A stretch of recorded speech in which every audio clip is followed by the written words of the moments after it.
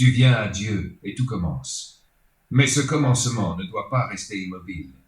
Il faut maintenant avancer. Pas à grands pas, mais pas à pas. Et pour cela, tu ne peux pas marcher dans le noir.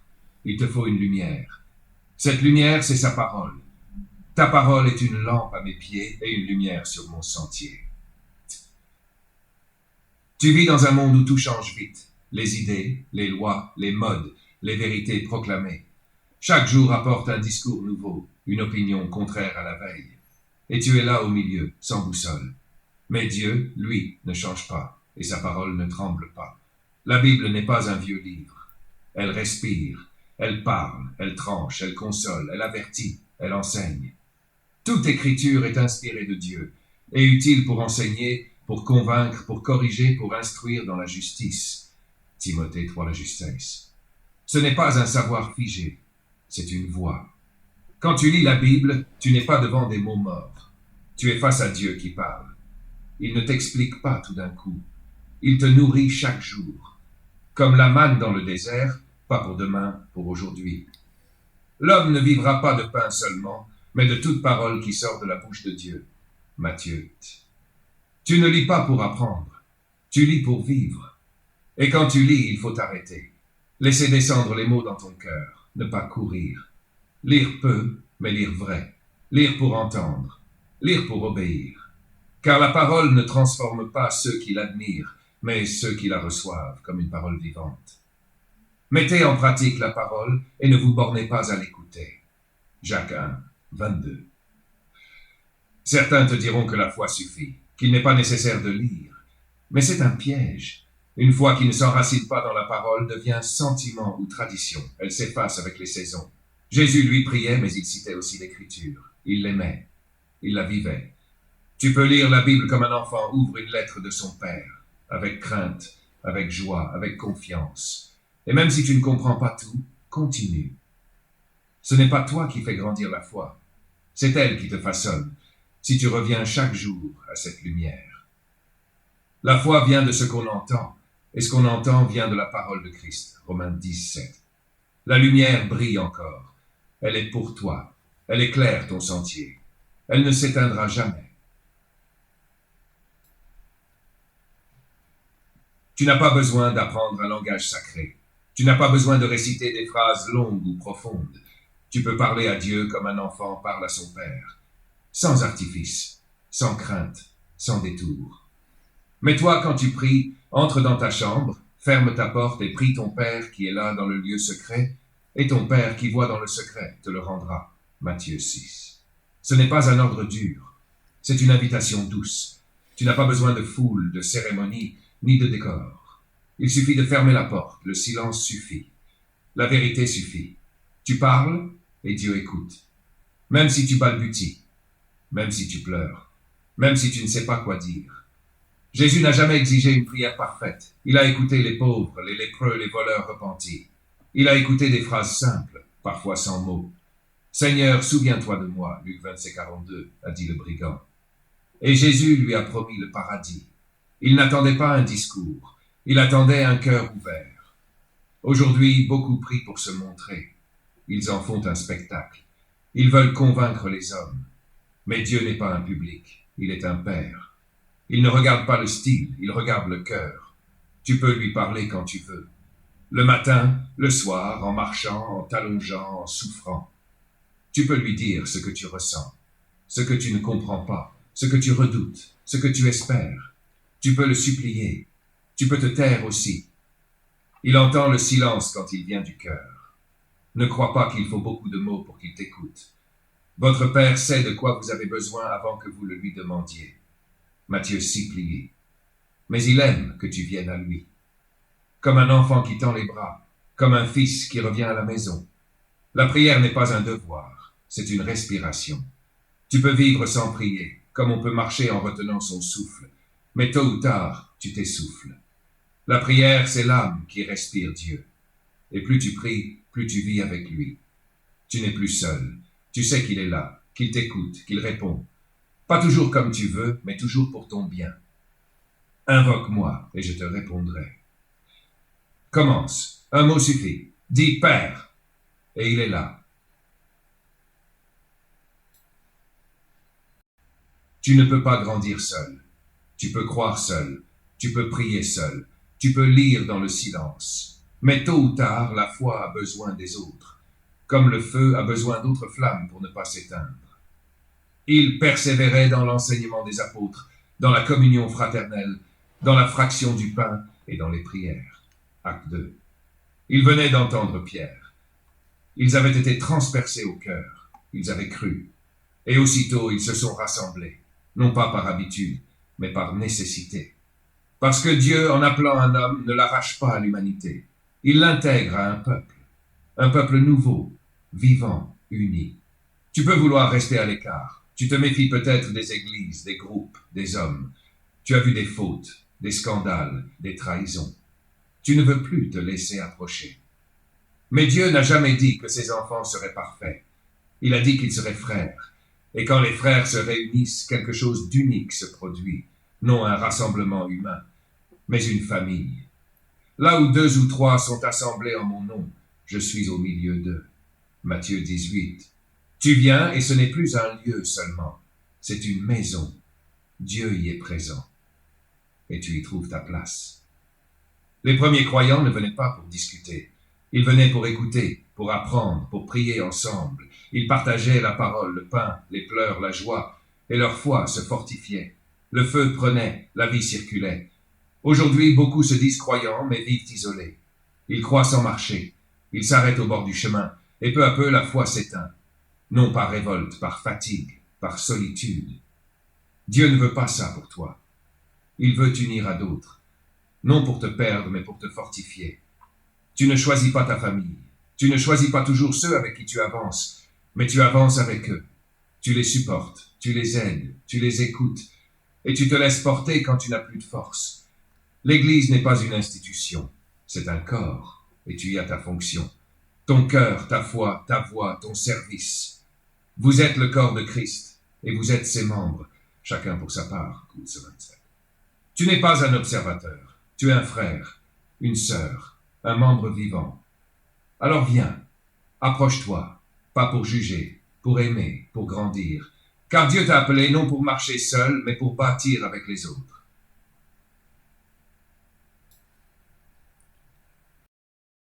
Tu veux avancer, tu veux connaître Dieu, marcher avec lui, comprendre sa volonté.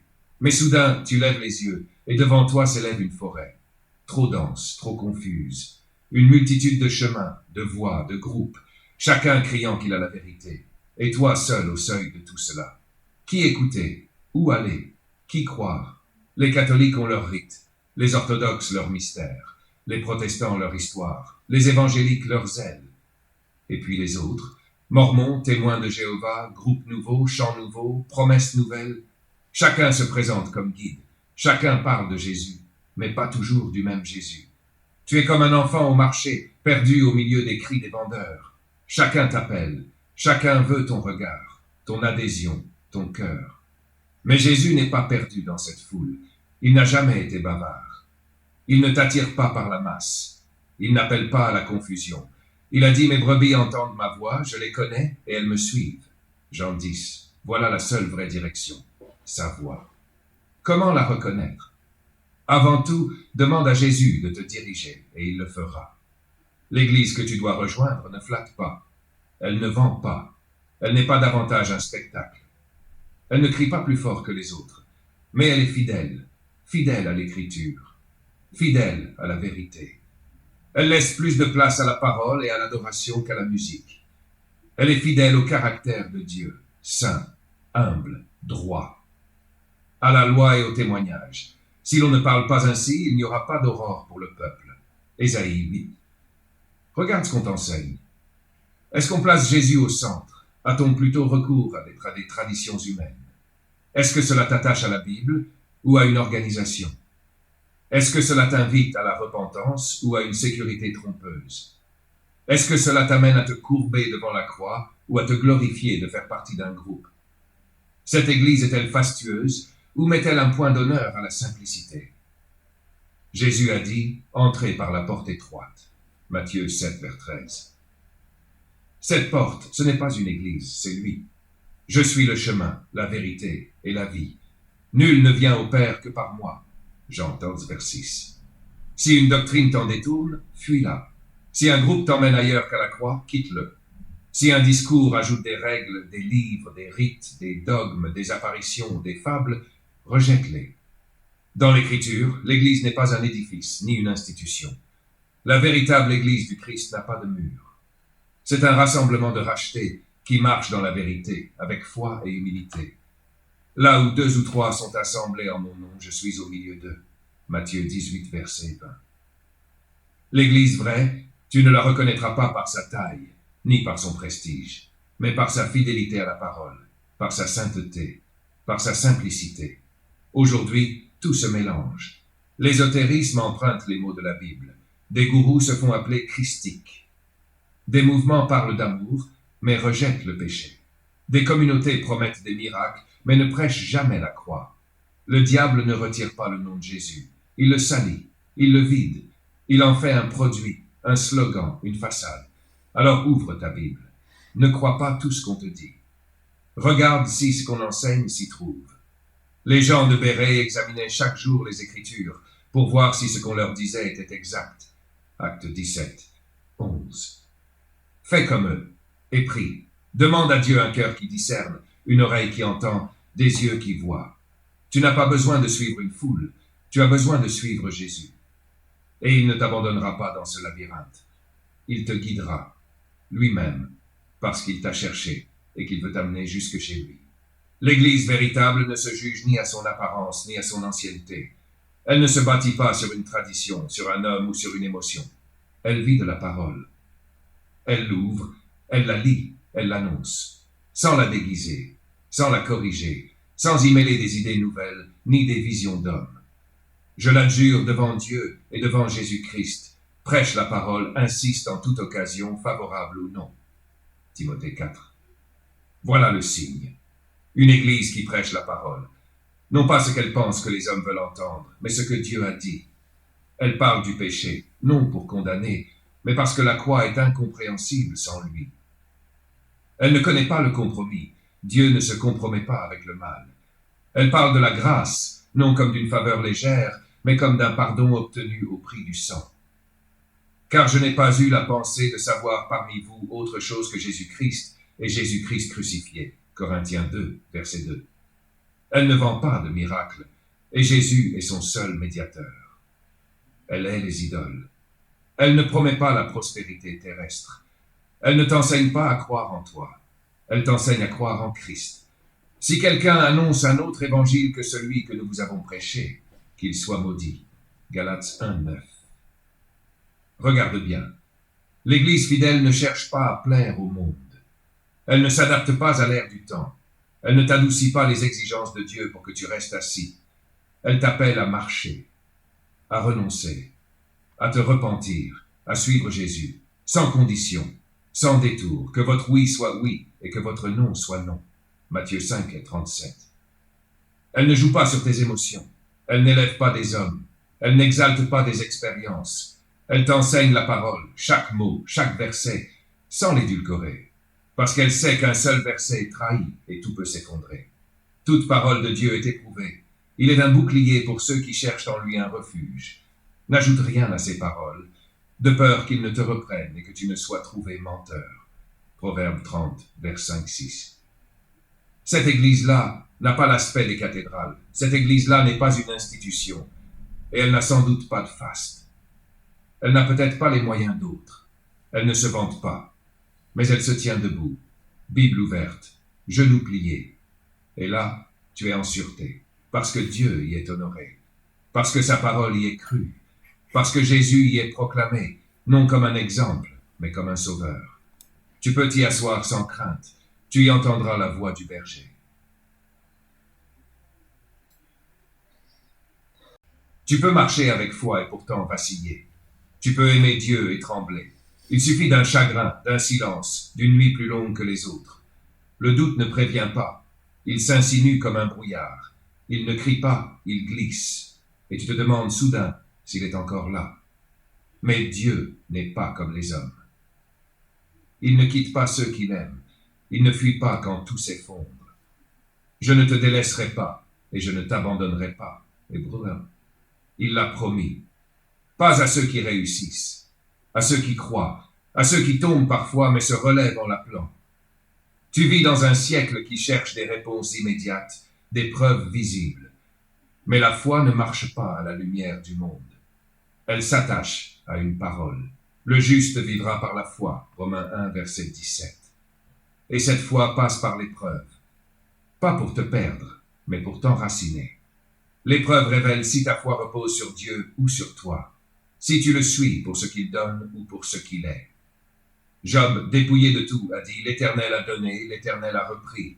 Que le nom de l'Éternel soit béni. » Il n'a pas compris. Il n'a pas fui. Il a tenu.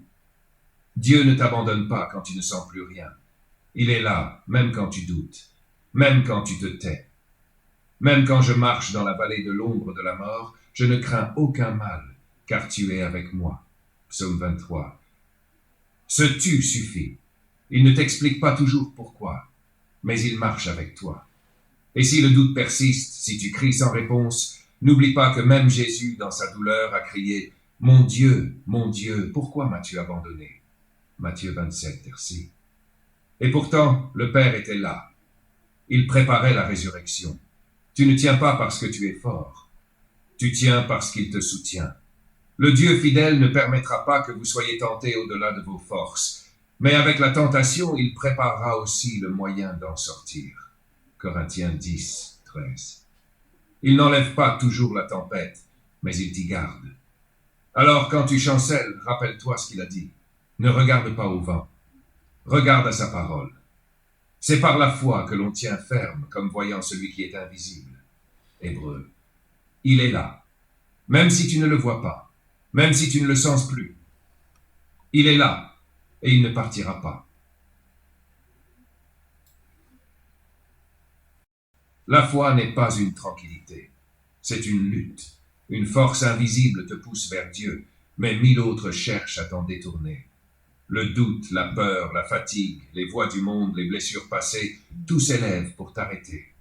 Tu avances, mais parfois les genoux tremblent. Le ciel se ferme. Les promesses semblent s'éloigner. Et pourtant, la Bible ne te parle pas d'un calme facile. Elle parle d'un combat. Combat le bon combat de la foi, saisis la vie éternelle. Timothée 6, verset 12. Paul ne disait pas cela à un soldat, mais à un jeune croyant. Il lui disait que croire, ce n'était pas s'asseoir, mais se battre. Pas contre les hommes, contre ce qui s'oppose à Dieu en toi et autour de toi. Tu vis dans un monde qui rejette l'idée même de vérité. Tout y est relatif. Chacun y suit sa route, son sentiment, son instant. Croire en Dieu, aujourd'hui, c'est marcher à contre-courant. Ce n'est pas être à la mode. C'est être debout quand tout s'effondre, c'est tenir quand tout invite à céder. Résistez au diable et il fuira loin de vous. Jacques 4, 7.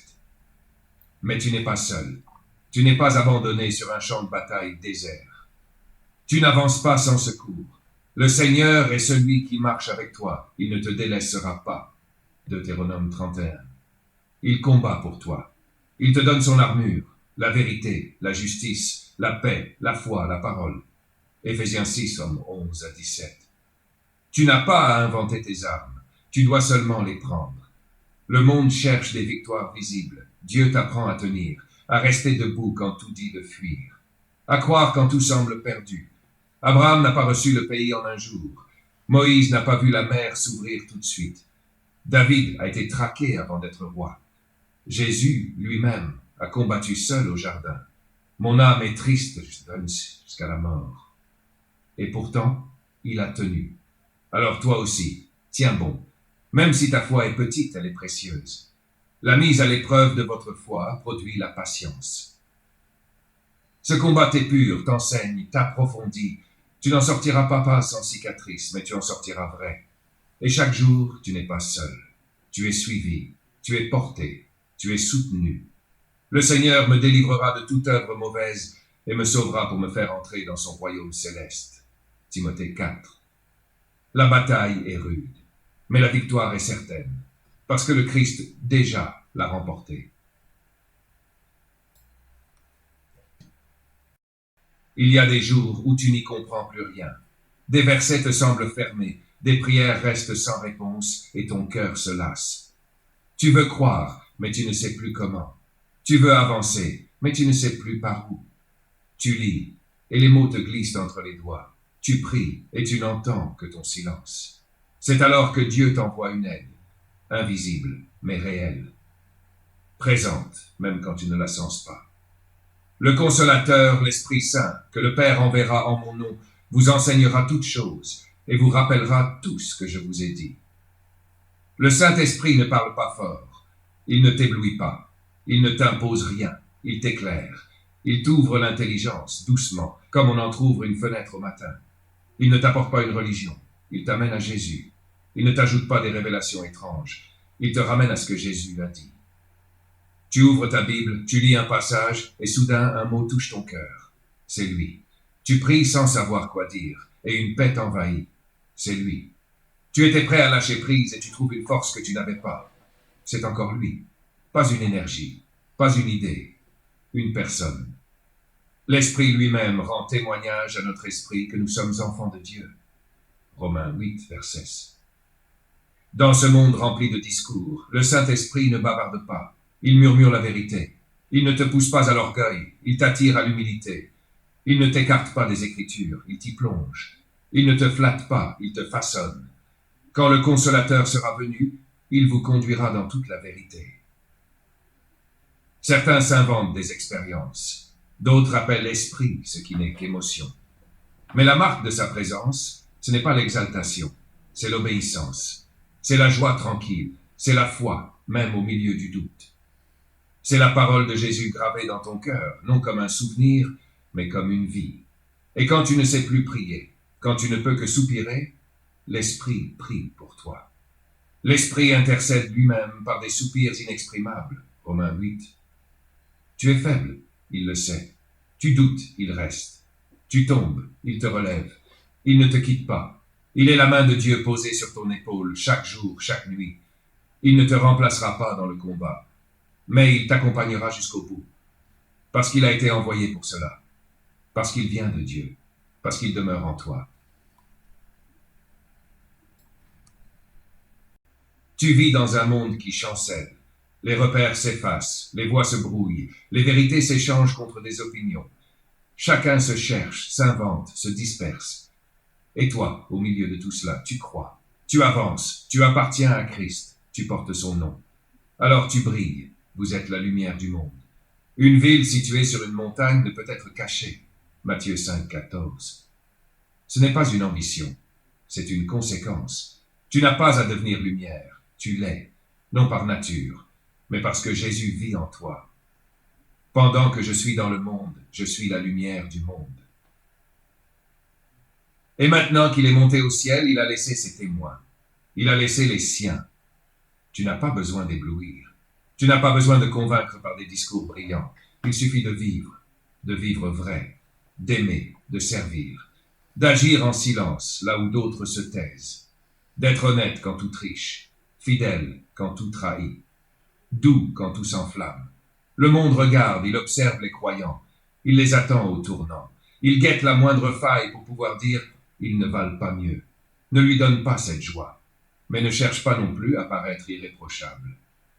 Vis devant Dieu, simplement, vraiment. Que votre lumière luise ainsi devant les hommes, afin qu'ils voient vos bonnes œuvres et qu'ils glorifient votre Père qui est dans les cieux. Ne cache pas ta foi.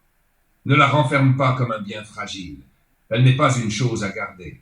Elle est une vie à répandre. Tu n'es pas sauvé pour toi seul. Tu es sauvé pour être témoin.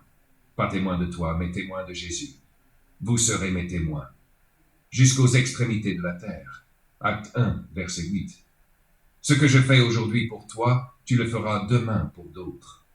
Toi comme moi, nous sommes missionnés par Jésus. Nous sommes ses ambassadeurs, d'une façon ou d'une autre.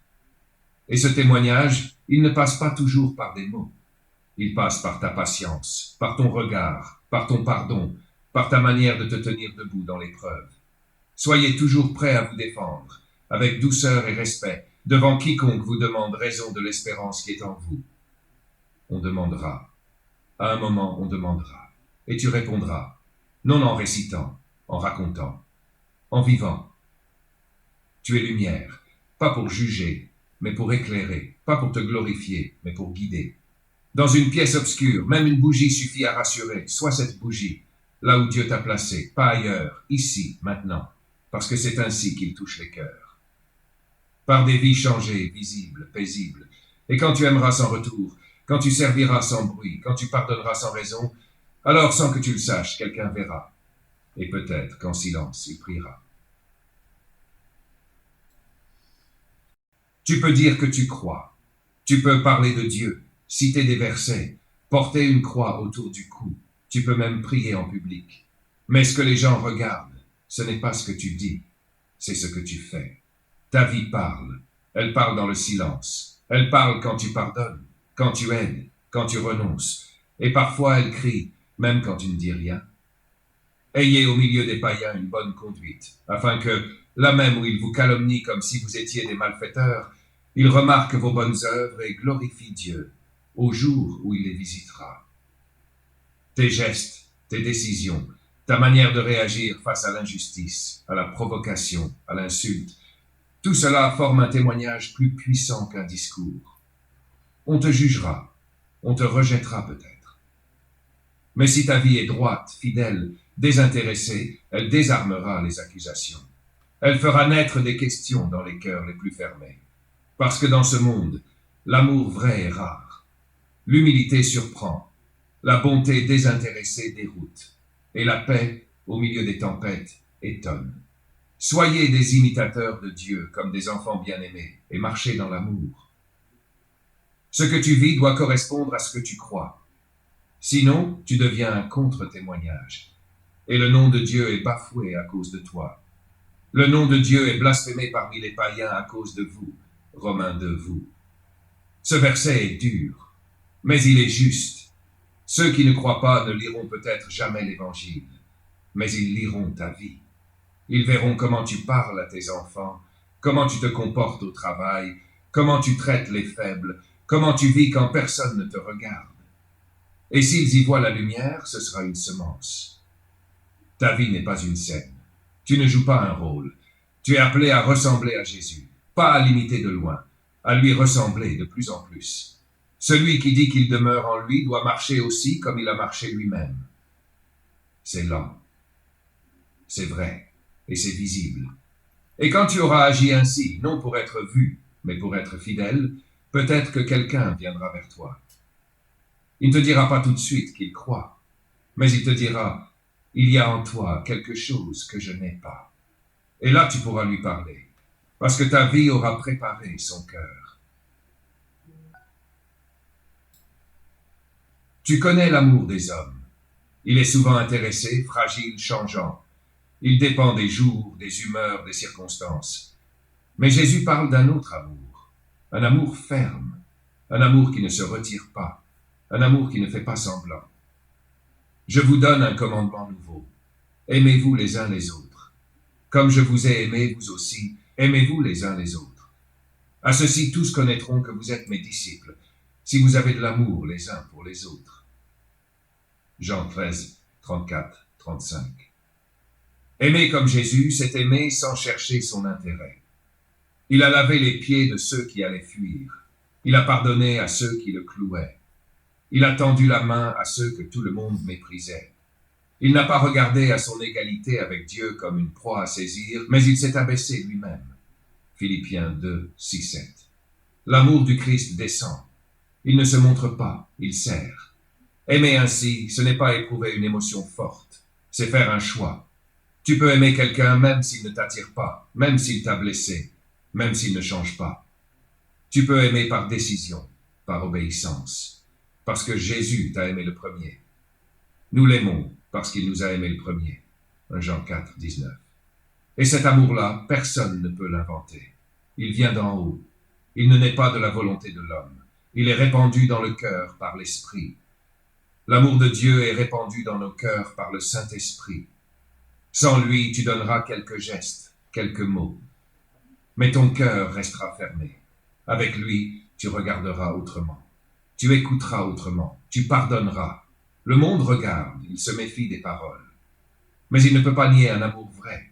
Il peut se moquer d'un sermon, mais il ne peut pas ignorer une main tendue, une patience qui dure, une paix qui reste. Si je n'ai pas l'amour, je ne suis rien. Rien. Même si je sais, même si je parle, même si je donne. Aimer comme Jésus, ce n'est pas naturel, ce n'est pas facile, mais c'est la seule manière de lui ressembler. C'est le signe distinctif de ses enfants. Ce n'est pas l'intelligence, ce n'est pas la culture, ce n'est pas la ferveur, c'est l'amour. Celui qui aime est né de Dieu. Alors aime, pas seulement ceux qui t'aiment, pas seulement quand tu es en paix. Aime quand tu es blessé, aime quand on t'ignore, aime en vérité, parce que c'est ainsi que Jésus t'a aimé. Tu crois peut-être qu'il est trop tard, que tu as trop attendu, trop douté, trop fauté. Tu regardes ta vie et tu y vois des murs, des erreurs accumulées, des chemins perdus. Tu te dis que Dieu ne s'intéresse plus à toi ou qu'il ne t'a jamais vraiment attendu. Tu te trompes. Reviens à moi et je vous ramènerai, dit le Seigneur. Jérémie 24, verset 7. Il n'a jamais bougé. Il n'a jamais fermé la porte. Il te cherche, il t'appelle. Non pour te juger, pour te ramener. Pas comme un repris de justice, comme un fils, comme une fille. Tu n'as pas à payer, tu n'as pas à mériter. Le salut ne s'achète pas. Il se reçoit. Car c'est par la grâce que vous êtes sauvés, par le moyen de la foi. Et cela ne vient pas de vous, c'est le don de Dieu. Ce n'est pas par les œuvres, afin que personne ne se glorifie. Éphésiens 2, 8, 9. Voilà la vérité que tant d'hommes ont voilée. Dieu donne, l'homme reçoit. Il ne te demande pas d'être fort. Il ne te demande pas d'être parfait. Il te demande d'ouvrir la main. Tu veux changer? Viens à lui. Tu veux comprendre? Viens. Tu n'as plus de force? Viens quand même. Venez à moi, vous tous qui êtes fatigués et chargés, et je vous donnerai du repos. Matthieu n'est pas une parole pour les purs. C'est une parole pour toi. Et même si tu as méprisé son nom, même si tu l'as nié, même si tu l'as raillé, il t'attend. Tu peux avoir tourné 1000 fois le dos. Il te voit encore et il t'aime encore. Le brigand sur la croix n'avait plus rien à offrir, ni passé ni avenir. Mais il a levé les yeux. Et Jésus l'a reçu. Aujourd'hui, tu seras avec moi dans le paradis. Dans toi. Un pardon offert, une grâce immédiate. Le retour à Dieu ne se fait pas par étapes. Il commence par un seul pas. Et ce pas, tu peux le faire maintenant, là où tu es, sans cérémonie, sans phare, avec un cœur nu. Tu n'es pas trop loin, tu n'es pas trop tard. Tu es attendu.